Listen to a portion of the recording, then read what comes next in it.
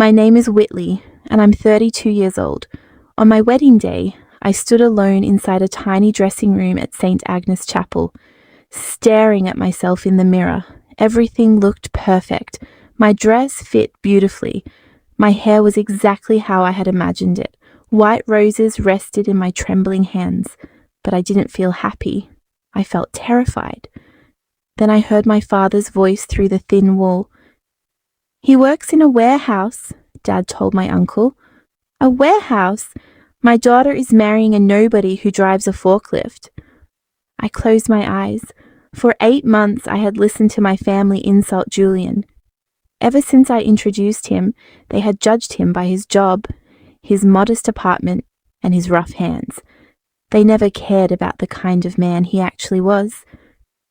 Julian had lost both of his parents in a car accident when he was 19. Instead of giving up, he became responsible for his 2 younger siblings. He worked long hours, paid the bills, and somehow still found time to build a future. My family called that failure. I called it strength. Julian was the kind of man who remembered exactly how I liked my coffee. When I became sick, he once drove 4 hours through a snowstorm just to bring me soup. And through everything my family said about him, he never once asked me to choose between him and them. That was Julian. Then my father opened the dressing room door. He didn't knock. "Your grandfather isn't coming," he said. "He has a golf thing." My heart sank. Then Dad looked at me coldly. "And I'm not walking you down the aisle either." I stared at him. "Dad, please, it's my wedding day." "Then walk yourself." His words hit harder than I expected. "That's what happens when you marry a nobody." He walked away. I watched through the small opening as he sat beside my mother in the very back row. He didn't look ashamed, he looked satisfied. The wedding coordinator came to me with tears in her eyes. "Whitley, we can postpone this, or maybe someone else can walk with you." I looked toward the chapel doors. 200 guests were waiting. Julian was standing at the altar, and suddenly I knew exactly what I wanted. "No," I whispered. I straightened my shoulders. "I'll walk myself." The doors opened. Music filled the chapel. Every face turned toward me. I stepped forward alone. My heels clicked against the wooden floor as I walked toward Julian. He looked confused at first. Then he saw my empty side. His face changed. He understood. His jaw tightened and his eyes became glassy. I kept walking. I could hear whispers from the guests. Everyone noticed that my father wasn't beside me. Halfway down the aisle, something unexpected happened. The chapel doors behind me suddenly opened. I stopped. For one foolish second, I thought my father had changed his mind. Maybe he had finally realized how cruel he had been. But it wasn't my father. 30 strangers entered the chapel. They were dressed in matching charcoal grey suits. They walked in quietly and lined both sides of the aisle. The entire room went silent. My mother stood halfway from her seat. My father's confident expression disappeared. One man stepped forward. He was tall, silver-haired, and carried himself with the quiet authority of someone people listened to. He looked directly at my father. "Sir." My father said nothing. The man continued. "With respect, you don't get to sit there and enjoy watching your daughter walk alone after what you just did." My heart started pounding.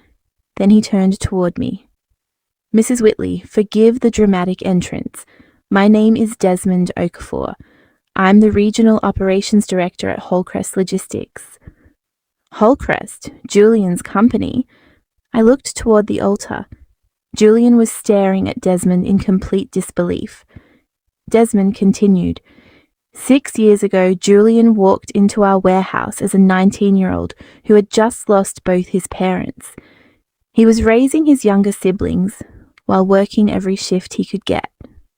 The chapel was completely silent. He never complained. He trained new employees. He noticed safety problems before anyone else did. He helped young workers who were struggling, and he did all of it without expecting praise.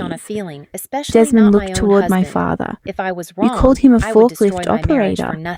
But if My I was father's right, face the tightened. damage had I already been call him one of happening the for strongest years. men I've So I ever stayed had the quiet. privilege of I working with. smiled at family A few dinners. people I began attended company whispering. meetings. I Desmond acted continued. exactly like the woman When our everyone Denver expected me to facility was be. nearly shut But down, behind the Julian scenes, helped I was redesign watching our intake everything. system. Every 400 invoice, jobs were every at purchase risk. order, every His work supplier helped change, save that every location. signature.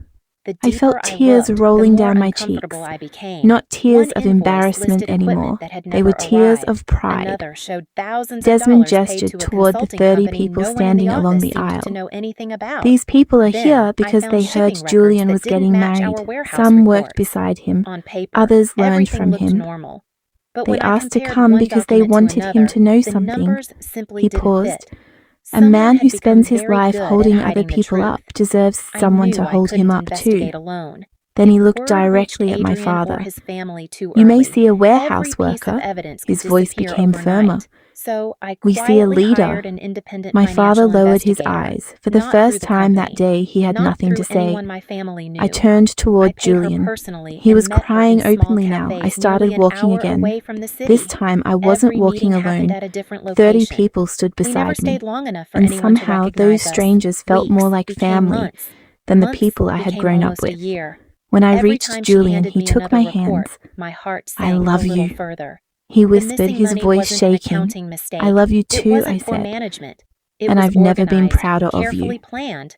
The People ceremony connected to continued. Adrian's When the family had officiant slowly asked if positioned anyone themselves objected, inside the departments chapel that became controlled completely purchasing, silent. I payroll, glanced at my transportation, father. He kept his head inventory, down. and finance. He said Each nothing. person handled only Julian a small slipped the piece of ring the onto my operation. finger. By Then we themselves, they exchanged our looked vows. innocent.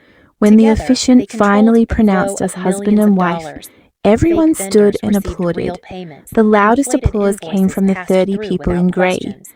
At the Company contracts reception, my quietly father shifted toward eventually businesses approached me. connected to people He I looked had once welcomed uncomfortable. into family I was gatherings. wrong, he said It wasn't quietly. just greed. I didn't It was understand Julian. a I system that had looked been at him. growing while I was I busy trying to be appreciate the you saying perfect that, Dad. wife.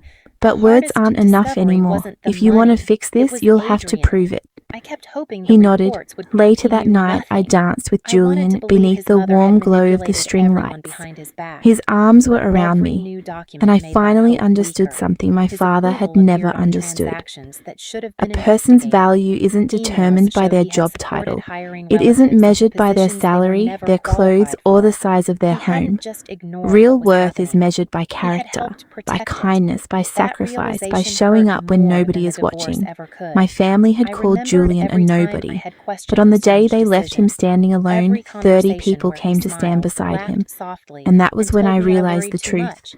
Every The moment man he my family convinced me to thought was a trust him instead of nobody my own had spent his instincts. entire He life wasn't becoming calming my somebody to fears. everyone He who was needed buying him. himself more And on my time. wedding day, That night, he I taught me sat the alone in greatest my lesson home of all. office with stacks of True worth reports isn't spread across about the how desk. important you The look. room was It's about how completely many people silent feel except for the stronger ticket because you were clock on the there. wall. I looked at the wedding photo sitting on the bookshelf, two people smiling, making promises, believing they would always stand beside each other. For a long time, I simply stared at it. Then I picked it up, removed the photograph from the frame, folded it once, then again, and dropped it into the trash. Not because I hated him, because I finally accepted that the man I married had disappeared long before our marriage officially ended. The next morning, I met with my lawyer. I didn't tell Adrian. I didn't argue. I didn't ask for explanations. I quietly filed for divorce and locked every investigation report inside my attorney's office. I wasn't waiting because I was afraid. I was waiting because timing would decide everything. The moment the divorce became final, no one could accuse me of acting out of revenge during the marriage. When I finally exposed the truth, every decision would be backed by facts, not emotions. I had spent years being patient. Now the countdown had begun. And none of them had the slightest idea that the life they had carefully built on lies was only days away from collapsing.